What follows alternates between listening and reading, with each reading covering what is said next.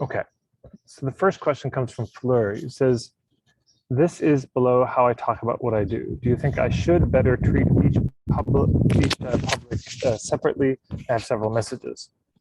I accompany change-making people and organizations in their transitions towards more humane, ecological, democratic functioning in order to see robust, resilient human communities flourish.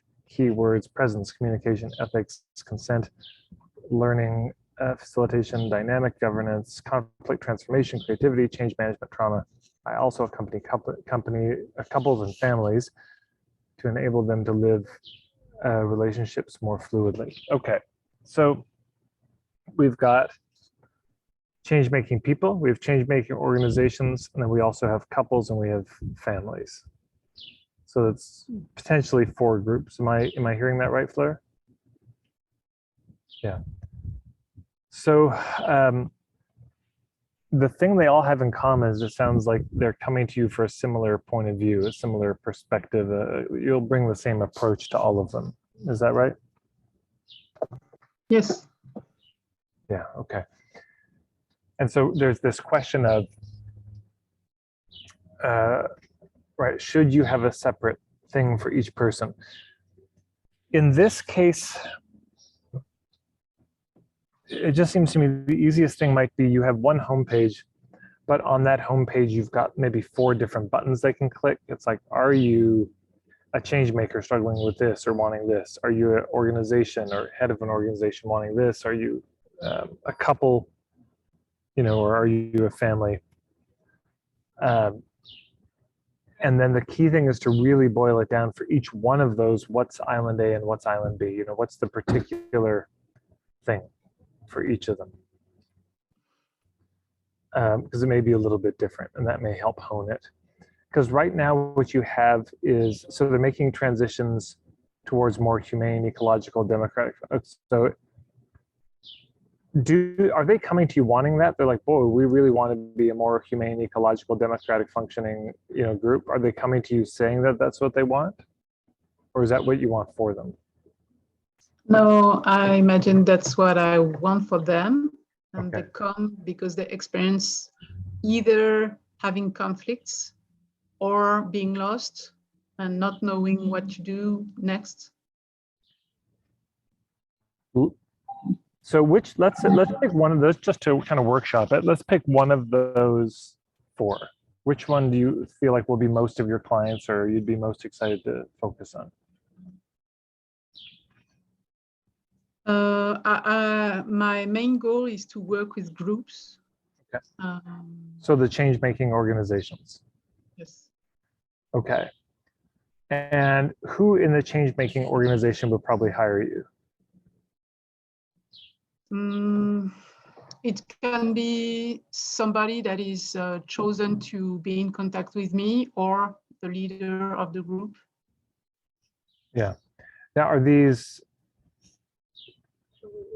do you have a sense of the size of these groups, or are they nonprofits, are they charities? Is there any more? Nonprofits, and there are maximum 10 people. Okay, so maximum 10 people. And what's the minimum probably? Could be 3 or 4 people. Okay, so let's say somewhere between,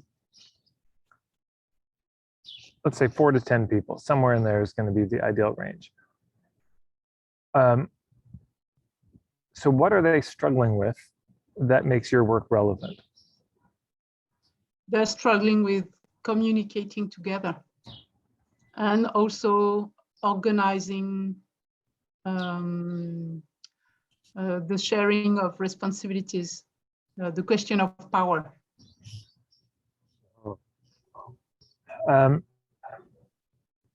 Do you think that is seen the same way by the people?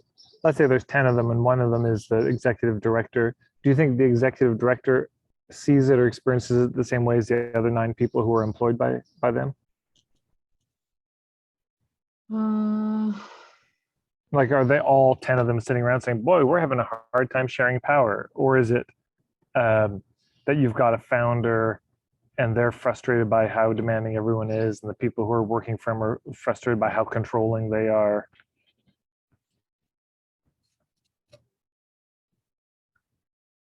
I don't have so much experience, but the main problem I hear is people not communicating about what they need, what they want. Also, there's a little stress to speak English, so Yes. I'm just breathing a little bit. And also tensions around power from not leaders, but people working from the team. They want to share power. They want to be heard. They want their needs and limits to be taken into account. And are the people hiring who are working, let's say the 9 out of the 10 people, are they the ones that will bring you in, or will it be the 1 out of 10, the leader that'll bring you in? I'm sorry, you speak too fast for me. Can you repeat? So, yeah. So who's bringing you in, the executive director or the employees? Yes, the directors. Okay. So this is just important for everyone. Your customer is the one who pays you. That's the customer. So when we write our marketing, that's who it has to be written to.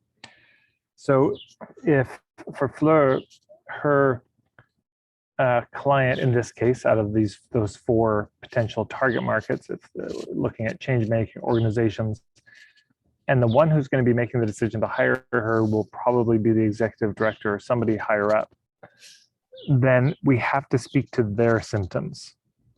Because if you say, hey, are you struggling to share power with your staff? They're probably not, or that's not how they would say it. In fact, they might resist that. Oh man, is she wanting to start a union here? Is this going to be, she's going to lead the rebellion? Like, why would I bring her in if that's what's going to happen? And then even the framing of it as people aren't sharing what they need or talking about what they want. My guess is, again, that's an external diagnosis that, like, you hear the stories, you're like, man, nobody's talking to anybody. Nobody's actually being honest about what they need. But from the inside, they may not have that clear and lucid an analysis. It may just be the sense of, boy, there's a lot of drama at the office. There's a lot of conflict. And again, from the bottom, it may be, boy, my boss is a psychopath, or my boss is power hungry or controlling, or has what we call founder syndrome. They just can't let go. They started the organization and they have to control everything. So from the bottom, it may look like that. From the top, it may look like people aren't doing their jobs. People are attempting a coup, from time to time, or they don't know who to trust. I don't know what it would be like for them. Maybe they just feel overwhelmed and maxed out. Maybe people are promising to get work done, they don't, and then they're the one that has to carry it. So for each of those 4, this is the kind of thinking you want to go through. Who is it that would bring me in? And for example, in a couple, will it be both people in the couple that brings you in, or will it be one? And because if it's one, then you're speaking to a different experience than if it's the 2 partners. If it's one, then probably part of their frustration is with their partner. And so you have to speak to them. An example of this was a school where the teachers had terrible communication styles. And so the principal wanted to bring in my friend Hovert van Ginkel to lead a nonviolent communication class. But the teachers didn't think they had violent communication strategy. So why would they come? It was an optional thing. There's no reason to come. So they framed it instead as a workshop on how to deal with difficult parents.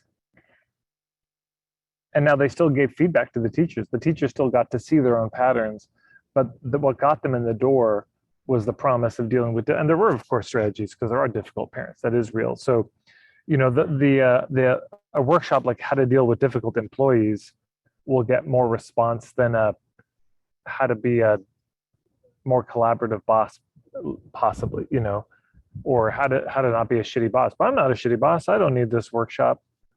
So for each of those 4, the thing to do is to figure out what's island A and island B. And the challenge is to see if you can do it in like 7 words or less for island A and 7 words or less for island B, just to really distill it down. Even in 3 words, like what's the issue? You know, not sleeping well. What do they want? I don't know, clear skin. These are very simple ideas. If we can't sum up island A and B in like 3 words, we probably don't have it yet. You know, I might say more clients for mine, or nail your niche or something as a real simple version of it. And again, island A has to be a symptom they have that is really painful for them, and island B has to be a specific result that they're craving, that they really want. And it will be different. So on your homepage, what you could have is those like 4 buttons, and underneath either island A or B or both, but just in a few words, like struggling with this, bah, click this, struggling with this, click this. And then the last thing I'll say is, if you could imagine you're the executive director of an organization, and you have all these troubles, and you go down to the harbor because you want to get off this island where all your troubles are. You want to get onto this other island where it's much easier as an executive director. So you go down to the harbor, and then you see there's a boat going to that island, but then you realize, oh, there's actually about 1,000 boats going to that island. And after some just cursory research, you realize, well, you only 100 of them are really a fit, but there's still 100. You do some more, and now there's 10, but they're, you know, so that's still a lot of choices. And so that's going to be the situation they're in. You won't be the first person they've heard from about this, who's promising teamwork stuff and communication skills. They've heard the basic pitch before. So this is where the point of view comes in, and the alignment and the fit and the resonance comes in, because this is where you say, look, there's lots of people out there, but here's my approach. This is my take on it. You know, I come from a place of, you know, these values, these modalities, this background, because almost certainly there are leaders of these nonprofits or groups or projects who would read this list that you have and say, oh, that's all the stuff I want. Yeah, I want it to be trauma informed. Yeah, I want it to be about ecological values and democratic functioning. And I really want my organization to be that. So, but the very first thing before we get to that has to be what's island A and what's island B. You know, once we've got that, now they're very curious about your approach and your values and your background, all the modalities, but until then, they're not. So that's what I would do as the next step anyways. Okay, thank you. And merci pour écouter en anglais. Je voudrais parler français, mais mon français, c'est dégoûtant. Merci. Pas du tout. Okay.